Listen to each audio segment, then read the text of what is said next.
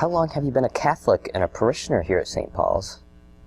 Well, I've been a Catholic for all of my 59 years, and a parishioner here at St. Paul's for 25 years. Can you give an example of how your faith has helped you in your life? Well, my faith helps me frame the important times in my life, and celebrations, and good things and bad things. Births, my children, our wedding, when my father died, and things like that. It helps mark the seasons. It just helps me to see God acting in my life. How did you learn about your faith as a child? Well, I learned from my parents and my grandparents. I guess the first things I remember are learning to say the Hail Mary, and then later on I went through Catholic school all the way through. So I was taught by sisters and by brothers and priests. What are some ways you have passed your faith on to your children? Well, informally at home, by example, and teaching them prayers, and making sure they went to church with me and my wife every Sunday, and just trying to give them the example of a good Catholic life. Any helpful hints to those teens on how to keep their faith alive?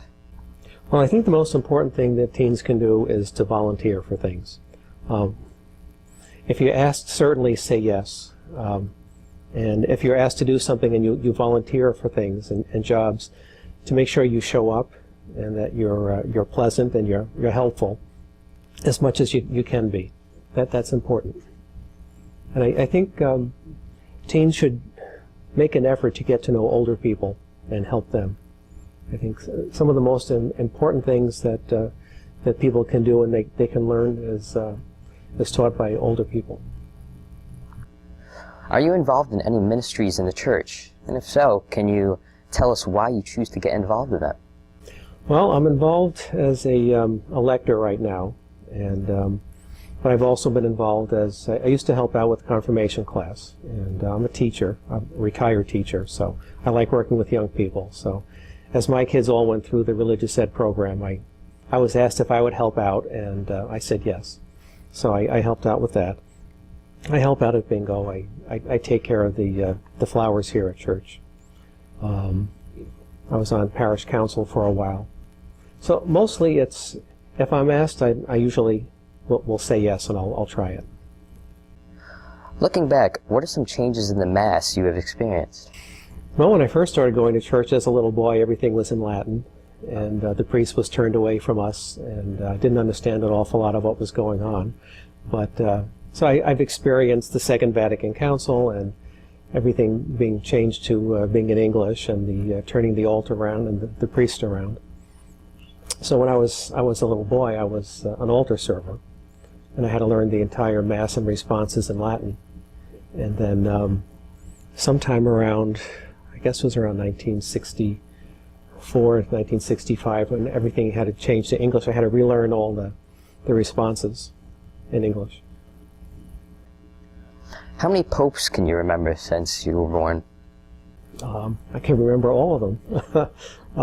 There was Pius XII when I was born, and then John the 23rd, and then there was Paul VI, and I got to meet Paul VI when he came to New York. Not personally, I just saw his limousine drive by and waved to him. Then there was, after John the 23rd, Paul VI, there was John Paul I, and then there was John Paul II, and then Benedict XVI, and now Francis. Who is our present bishop of the Albany Diocese, and can you tell us something about him? Well, it's Howard Hubbard. One thing I'm amazed with is that he has a photographic memory.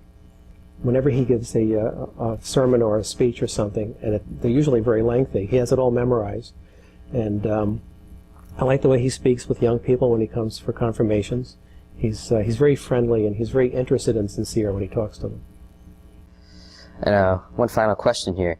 Is there anything you would like to see happening in the St. Paul's of tomorrow?